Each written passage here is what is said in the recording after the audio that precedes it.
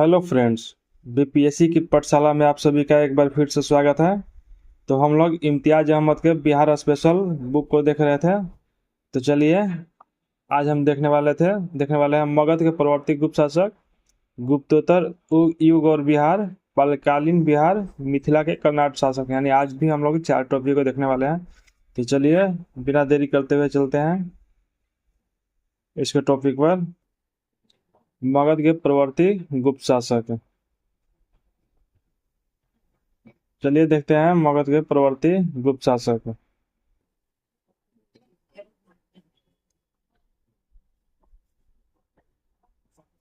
प्रश्न संख्या 1। मगध के प्रवर्ती गुप्त वंश का संस्थापक था। Option A Krishnagupta. इसका सही आंसर हो जाएगा ऑप्शन ए कृष्णगुप्त। मगध के प्रवर्ती गुप्त वंश का संस्थापक था। Option A Krishnagupta. कृष्णगुप्त का शासनकाल लगभग 510 से 525 ईस्वी तक रहा। प्रश्न संख्या 2। मगध के किस प्रवर्ती गुप्त शासक ने मौखरी शासक को पराजित किया था? तो इसका सही आंसर हो जाएगा ऑप्शन बी कुमारगुप्त तृतीय। मगध के किस प्रवर्ती गुप्त शासक ने मौखरी शासक को पराजित किया? ऑप्शन बी कुमारगुप्त तृतीय ने। प्रश्न संख्या 3। मौखरी शासक ने किसे पराजित कर मगध के अधिकांश भाग को जीत लिया? ऑप्शन बी दामोदर गुप्त। मौखरी शासक ने किसे पराजित कर मगध के अधिकांश भाग को जीत लिया? तो ऑप्शन बी दामोदर गुप्त।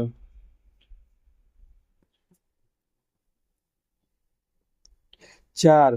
हर्षवर्धन ने किसे मगध के क्षेत्र में अपना प्रतिनिधित्व बनाया था? इसका सही आंसर हो जाएगा ऑप्शन डी माधव गुप्त। हर्षवर्धन ने किसे मगध के क्षेत्र में अपना प्रतिनिधि बनाया था? तो ऑप्शन डी माधव गुप्त। प्रश्न संख्या 5। हर्षवर्धन के मृत्युपरांत बिहार के कुछ क्षेत्रों में कुछ समय के लिए तिब्बत की संप्रभुता स्थापित हो गई थी, जिसका अंत किया था किसने किया था? तो ऑप्शन जो है सी आदित्य सेन ने। हर्षवर्धन के मृत्युपरांत बिहार के कुछ क्षेत्र में कुछ समय के लिए तिब्बत की संप्रभुता स्थापित हो गई थी, जिसका अंत किसने किया था? तो आदित्य सेन ने। बिहार के किसी स्थानीय शासक अर्जुन ने चीनी यात्रियों को क्षति पहुंचाई थी। प्रतिशोध में तिब्बत और नेपाल की सेनाओं ने बिहार पर आक्रमण किया था। प्रश्न संख्या 6। बिहार के प्रवर्ती गुप्त शासक ने अश्वमेध यज्ञ का आयोजन किया था। ऑप्शन ए आदित्य सेन है। बिहार के किस प्रवर्ती गुप्त शासक ने अश्वमेध यज्ञ का आयोजन किया था? तो ऑप्शन ए आदित्य सेन है। प्रश्न संख्या 7। मगध के प्रवर्ती गुप्त वंश का अंतिम शासक था कौन था? तो जीवित गुप्त द्वितीय था। मगध के प्रवर्ती गुप्त वंश का अंतिम शासक जीवित गुप्त द्वितीय था। कनौज के शासक ने जीवित गुप्त द्वितीय की हत्या कर इस वंश का अंत कर दिया। कनौज के शासक ने जीवित गुप्त द्वितीय की हत्या कर इस वंश का अंत कर दिया। प्रश्न संख्या 8। मगध के किस प्रवर्ती गुप्त शासक ने असंख्य शत्रुओं का विजेता कहा जाता है? मगध के किस प्रवर्ती गुप्त शासक को असंख्य शत्रुओं का विजेता कहा जाता है? तो ऑप्शन ए कृष्णगुप्त। कृष्णगुप्त को। मगध के किस प्रवर्ती गुप्त शासक को असंख्य शत्रुओं का विजेता कहा जाता है? तो ऑप्शन ए कृष्णगुप्त को। यह विद्वानों द्वारा सदा घिरा रहता था। प्रश्न संख्या 9। मगध के प्रवर्ती गुप्त शासक और उसके उपाधियों को सुमिलित कीजिए। एक तरफ शासक दिया है और दूसरी तरफ उपाधि। हर्ष हर्ष की उपाधि थी वीरयोधा। हर्ष की उपाधि वीरयोधा थी। कुमारगुप्त की उपाधि थी महाराजा धीराज। कुमारगुप्त की महाराजा धीराज। जीवित गुप्त की उपाधि थी राजाओं में सिरमौर। इसे क्षितिज चूड़ामणि के नाम से भी जाना जाता था। आदित्य सेन का उपाधि थी परम भट्टारक महाराजा धीराज। इसका सही आंसर हो जाएगा ऑप्शन सी 2 4 3 1। हर्षगुप्त, वीरयोधा, कुमारगुप्त, महाराजा धीराज, जीवित गुप्त, राजाओं में सिरमौर, आदित्य सेन, परम भट्टारक, महाराजा धीराज। प्रश्न संख्या 10। मगध के किस प्रवर्ती गुप्त सम्राट के बारे में कहा गया है कि उसने समुद्र तट पर तथा हिमालय के शत्रुओं को जीता? मगध के किस परवर्ती गुप्त सम्राट के बारे में कहा गया है कि उसने समुद्र तट तथा हिमालय के शत्रुओं को जीता? तो ऑप्शन डी जीवित गुप्त है। मगध के किस परवर्ती गुप्त सम्राट के बारे में कहा गया है कि उसने समुद्र तट तथा हिमालय के शत्रुओं को जीता? तो ऑप्शन डी जीवित गुप्त। 11 हर्षवर्धन की मृत्यु के बाद मगध के अंतर्गत एक विस्तृत साम्राज्य स्थापित करने वाला प्रथम शासक था, कौन था? तो ऑप्शन है आदित्य सेन। हर्षवर्धन के मृत्यु के बाद मगध के अंतर्गत एक विस्तृत साम्राज्य स्थापित करने वाला प्रथम शासक था आदित्य सेन। प्रश्न संख्या 12 मगध के किस प्रवर्ती गुप्त सम्राट के शासनकाल में चीनी राजदूत वांग ह्वेल से भारत की यात्रा पर आया था? आदित्य सेन के। मगध के किस प्रवर्ती गुप्त सम्राट के शासनकाल में चीनी राजदूत वांग ह्वेन से भारत की यात्रा पर आया था? तो ऑप्शन डी आदित्य सेन। प्रश्न संख्या 13 मगध के प्रवर्ती गुप्त शासकों का सही क्रम है, इसका सही आंसर हो जाएगा ऑप्शन बी कुमार गुप्त, उसके बाद हर्षगुप्त, उसके बाद जीवित गुप्त, उसके बाद कुमार गुप्त, उसके बाद दामोदर गुप्त, उसके बाद महासेन गुप्त, उसके बाद देवगुप्त, उसके बाद माधव गुप्त एवं लास्ट में आदित्य देव।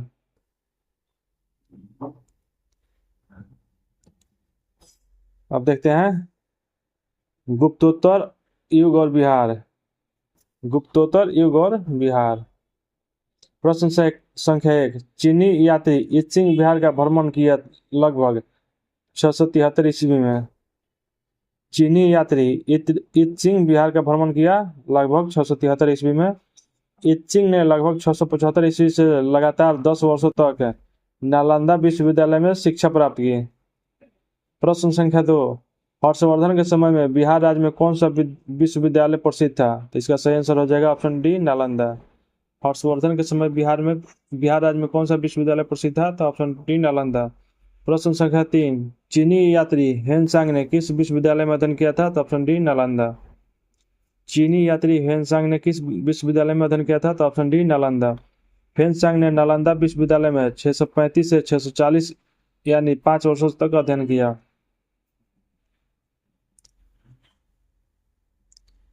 प्रश्न संख्या 4 हेनसांग ने पाटलिपुत्र की यात्रा किस वर्ष में की थी? तो ऑप्शन सी सन 637 में, सॉरी सन 635 में।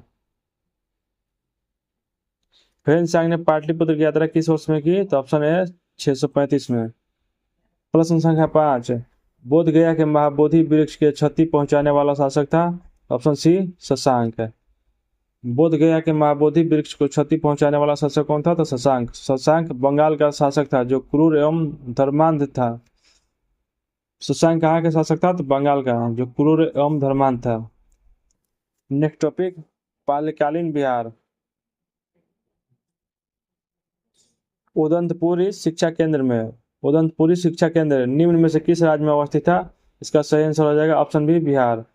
उदंतपुरी कहाँ था? तो बिहार में। उदंतपुरी शिक्षा केंद्र निम्न में से किस राज्य में अवस्थित था? तो ऑप्शन बी बिहार। 2 पाल वंश के संस्थापक कौन थे? गोपाल। पाल वंश के संस्थापक गोपाल थे। गोपाल का शासनकाल 750 से 770 ईस्वी तक रहा। गोपाल का शासनकाल 750 से 770 ईस्वी तक रहा। प्रश्न संख्या 3 विक्रमशिला विश्वविद्यालय का संस्थापक था?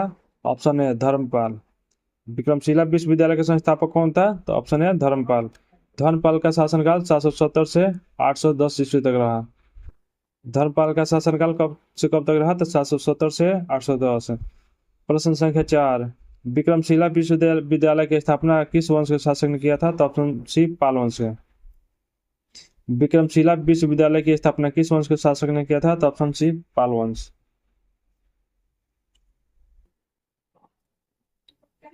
प्रश्न संख्या 5 आधुनिक बिहार के किस जिले में विक्रमशिला विश्वविद्यालय स्थित था? तो ऑप्शन डी भागलपुर। आधुनिक बिहार के किस जिले में विक्रमशिला विश्वविद्यालय स्थित था? तो ऑप्शन डी भागलपुर। यह भागलपुर पाथरघाट में स्थित था। प्रश्न संख्या 6 नालंदा महाविहार को आर्थिक अनुदान देने वाला शासक कौन था? ऑप्शन है हर्ष, धर्मपाल एवं देवपाल। नालंदा महाविहार को आर्थिक अनुदान देने वाला शासक था हर्ष, धर्मपाल एवं देवपाल। प्रश्न संख्या 7, मुंगेर बिहार को अपनी राजधानी बनाने वाला पाल शासक था। Option B Devapala. मुंगेर मुंगेर को अपनी राजधानी बनाने वाला पाल शासक कौन था? तो ऑप्शन बी देवपाल। प्रश्न संख्या 8, पाल शासकों द्वारा बौद्ध धर्म के किस संप्रदाय को विशेष प्रोत्साहन दिया गया? तो ऑप्शन ए महायान। पाल शासकों द्वारा बौद्ध धर्म के किस संप्रदाय को विशेष प्रोत्साहन दिया गया? तो ऑप्शन ए महायान। प्रश्न संख्या 9, किस शासक के काल में शैलेंद्र वंश के शासक ने नालंदा में एक बौद्ध मठ का स्थापना करवाया था? Option C Devpal. किस शासक के काल में शैलेंद्र वंश के शासक ने नालंदा में एक बौद्ध मठ का स्थापना करवाया था? तो ऑप्शन सी देवपाल। इसके लिए देवपाल ने 5 गांव दान के रूप में दिया था।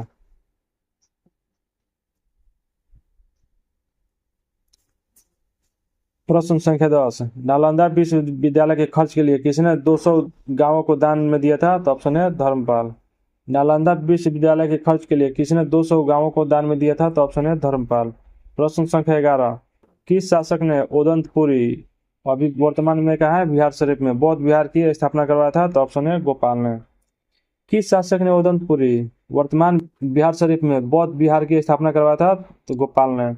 प्रश्न संख्या 12, किस काल में कांसे की मूर्ति की निर्माण की एक उन्नत शैली का विकास बिहार में हुआ था? तो ऑप्शन डी पाल युग। किस काल में कांसे की मूर्ति की निर्माण की एक उन्नत शैली का विकास बिहार में हुआ था? तो ऑप्शन डी पाल युग।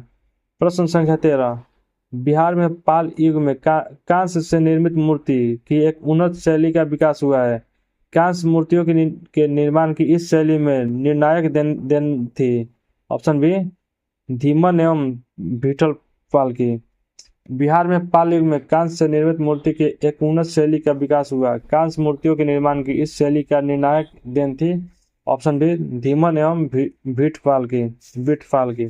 प्रश्न संख्या 14, पालकालीन कांस्य मूर्ति कलाकार धीमन एवं भीटपाल कहाँ के निवासी थे? तो ऑप्शन सी नालंदा के। पालकालीन कांस्य मूर्ति कलाकार धीमन एवं भीटपाल कहाँ के निवासी थे? तो ऑप्शन सी नालंदा के। धीमन का पुत्र भीटपाल था। प्रश्न संख्या 13, किसने जावा के शासन बेलटपुर पुत्र के अनुरोध पर नालंदा में एक विहार की देखरेख के लिए 5 गांव अनुदान में दिए? तो ऑप्शन है देवपाल। किसने जावा के शासक बेलटपुत्र के अनुरोध पर नालंदा में एक विहार की देख के लिए 5 गांव अनुदान में दिए? तो ऑप्शन है देवपाल। प्रश्न संख्या 16, बिहार बौद्ध विद्वानों में शांत रक्षित और आतिश दीपंकर किस काल में तिब्बत गए थे? ऑप्शन बी पाल काल में। बौद्ध विद्वानों में आंतररक्षित और आतिश दीपंकर किस काल में तिब्बत गए थे? तो ऑप्शन बी पाल काल में। प्रश्न संख्या 17, बिहार में पाल काल में संबंधित कौन सा कथन सत्य है? असत्य है। बिहार में पाल काल में संबंधित कौन सा कथन असत्य है? ऑप्शन ए, इसका सही आंसर हो जाएगा ऑप्शन सी, पाल शासक वर्णाश्रम धर्म के पालन के खिलाफ थे। ये जो है गलत है। पाल शासक बौद्ध थे और एक ख्याल रखते थे कि लोग वर्णाश्रम धर्म का पालन करें।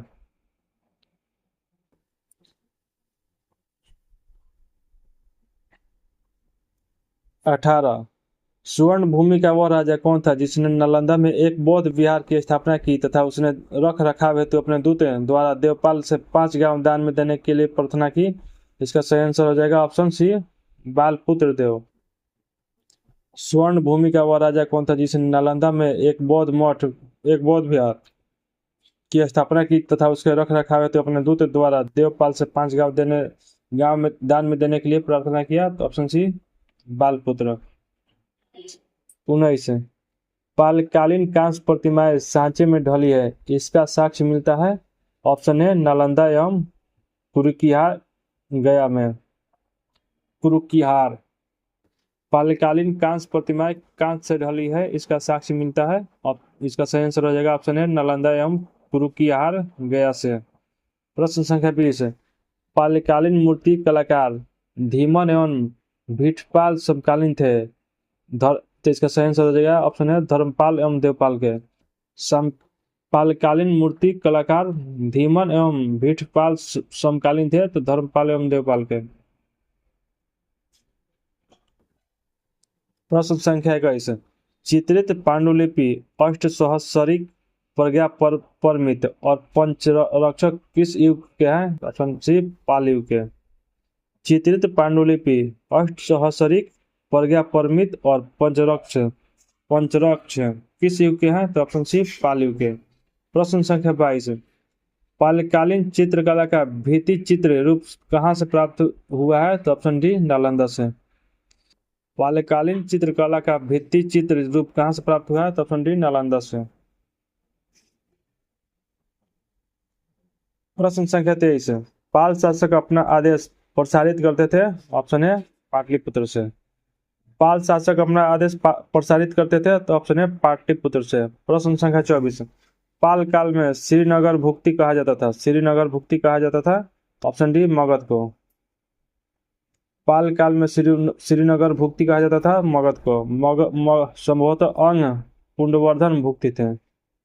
प्रश्न संख्या 25, देवपाल की अनुमति से सुमात्रा के राजा बलदेव पुत्र ने कहाँ विदेशी विद्यार्थियों के लिए छात्रावास का निर्माण करवाया था?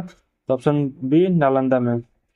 देवपाल की अनुमति से सुमात्रा के राजा बलदेव पुत्र ने कहाँ विदेशी विद्यार्थियों के लिए छात्रावास का निर्माण करवाया था? तो ऑप्शन बी नालंदा।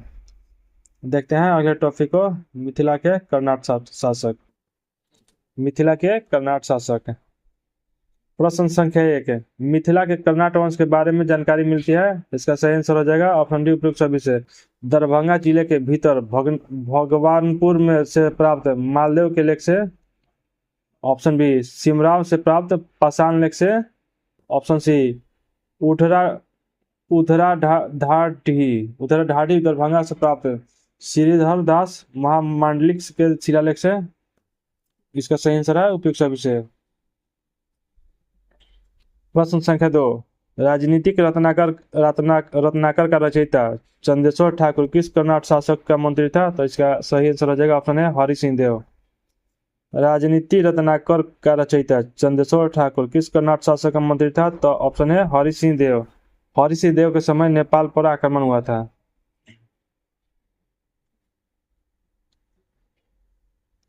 प्रश्न संख्या 3, मैथिली की प्रथम पुस्तक वर्ण रत्नाकर की रचना किसने की थी? तो ऑप्शन सी ज्योतिरीश्वर ठाकुर। ज्योतिरीश्वर ठाकुर। मैथिली की प्रथम पुस्तक वर्ण रत्नाकर की रचना किसने की थी? तो ऑप्शन सी ज्योतिरीश्वर ठाकुर। प्रश्न संख्या 4, बिहार के कर्नाट वंश से संबंधित सत्य कथन का चयन कीजिए। तो इसका मिथिला के कर्नाट वंश की स्थापना 1097 में हुआ था। सही है। कर्नाट शासक नान्यदेव ने भारत नाट्य शास्त्र पर टीका लिखते हुए अपने को महासामंताधिपति मिथिलेश्वर और नृपमल कहता है। यह भी सही है। 3, नरसिंह देव के शासनकाल में 1202 में मोहम्मद बख्तियार खिलजी तिरहत होते हुए लखनऊ गया। यह भी सही है। 4, कर्नाट वंश का शासनकाल राजनीतिक और सांस्कृतिक दृष्टिकोण से मिथिला के इतिहास में स्वर्णिम कहा जाता है। सही है। इसका सही आंसर हो जाएगा ऑप्शन ए सभी। 1, 2, 3 और 4 सभी। प्रश्न संख्या 5, कृत चिंतामणि और विवाद रत्नाकर का रचयिता है? Option C Chandeshwar. कृत चिंतामणि और विवाद रत्नाकर के रचयिता कौन है? चंदेश्वर है। चंदेश्वर धीरेश्वर ठाकुर के पुत्र है। चंदेश्वर जो है धीरेश्वर ठाकुर के पुत्र है। 6, छांदोग्य 10 पद्धति। छांदोग्य 10 पद्धति पुस्तक के लेखक कौन है? तो ऑप्शन डी वीरेश्वर। छांदोग्य 10 पद्धति पुस्तक के लेखक हैं वीरेश्वर। 7, किसे महावार्तिक निबंधिक के नाम से जाना जाता है? तो ऑप्शन बी धीरेश्वर ठाकुर को। किसे महावार्तिक निबंधिक के नाम से जाना जाता है? तो ऑप्शन बी धीरेश्वर ठाकुर को। प्रश्न संख्या 8, मिथिला या तिरहुत के कर्नाट राज्य का उदय 1097 से 98 में किसके शासनकाल में हुआ था? तो ऑप्शन है रामपाल। मिथिला या तिरहुत के कर्नाट राज्य का उदय 1097-98 में किसके शासनकाल में हुआ था? तो राजपाल। मिथिला के कर्नाट दक्षिण भारत के राजवंश थे। मिथिला के कर्नाट दक्षिण भारत के राजवंश थे। प्रश्न संख्या 9, मिथिला या तिरहुत के कर्नाट का संस्थापक था? Option B Nanyadeva. मिथिला या तिरहुत के कर्नाट राज्य का संस्थापक कौन था? तो नान्यदेव। उत्तर बिहार को तिरभुक्ति या मिथिला कहा जाता था। प्रश्न संख्या 10, मिथिला के कर्नाट शासकों की राजधानी थी? Option D सिमरावगढ़। मिथिला के कर्नाट शासकों की राजधानी कहाँ थी? तो ऑप्शन डी सिमरावगढ़। ये आधुनिक नेपाल में स्थित है। प्रश्न संख्या 11, कर्नाट वंश का अंतिम शासक कौन था? हरि सिंह। कर्नाट वंश का अंतिम शासक हरि सिंह था। प्रश्न संख्या 12, कर्नाट वंश का पूर्णतः अंत हुआ? ऑप्शन है 1378 ईस्वी तक। कर्नाट वंश का पूर्णतः अंत कब हुआ? तो ऑप्शन है 1378 ईस्वी तक। प्रश्न संख्या 13, बिहार में किसके समय में पंजी प्रबंधन का विकास हुआ? ऑप्शन है कर्नाट शासक।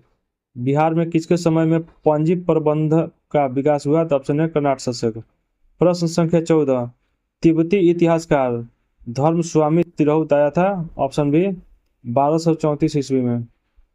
तिब्बती इतिहासकार धर्म स्वामी तिरहुत आया था? तो ऑप्शन बी 1234 ईस्वी में। प्रश्न संख्या 15, बख्तियार खिलजी के आक्रमण के समय कर्नाट राज्य पर किसका शासन था? तो ऑप्शन है नरसिंह देव। बख्तियार खिलजी के आक्रमण के समय कर्नाट राज्य पर किसका शासन था? तो ऑप्शन है नरसिंह देव। प्रश्न संख्या 16, तुर्क सेनापति तुगरिल तुगन द्वारा मिथिला पर आक्रमण की चर्चा करने वाला विदेशी यात्री था? ऑप्शन डी एवं सी लामा तारानाथ और मुल्ला तकिया धर्मास्वामी और मुल्ला तकिया। तुर्क सेनापति तुगन द्वारा मिथिला पर आक्रमण की चर्चा करने वाला विदेशी यात्री था? ऑप्शन बी धर्मास्वामी एवं मुल्ला तकिया। प्रश्न संख्या 17, तुगलिन तुगन के अभियान के समय कर्नाट शासक कौन था? तो ऑप्शन बी रामसिंह देव। तुगलिन तुगन के अभियान के समय कर्नाट राज्य का शासक कौन था? तो ऑप्शन बी रामसिंह देव। प्रश्न संख्या 18, कर्नाट शासकों में कौन एक महान समाज सुधारक था? तो ऑप्शन बी हरि सिंह देव। कर्नाट शासकों में कौन एक महान समाज सुधारक था? तो ऑप्शन बी हरि सिंह देव। प्रश्न संख्या 19, पंजी प्रबंध मिथिला क्षेत्र में किसके शासनकाल में मुख्य रूप से विकसित हुआ? तो ऑप्शन सी हरि सिंह देव। पंजी प्रबंध मिथिला क्षेत्र में किसके शासनकाल में मुख्य रूप से विकसित हुआ? तो ऑप्शन सी हरि सिंह देव।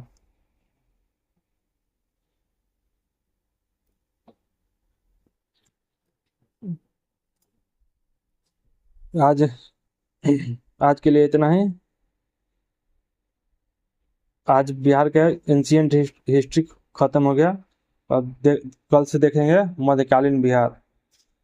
चलिए आज के लिए इतना ही, मिलते हैं अगले वीडियो में, तब तक के लिए टेक केयर, बाय।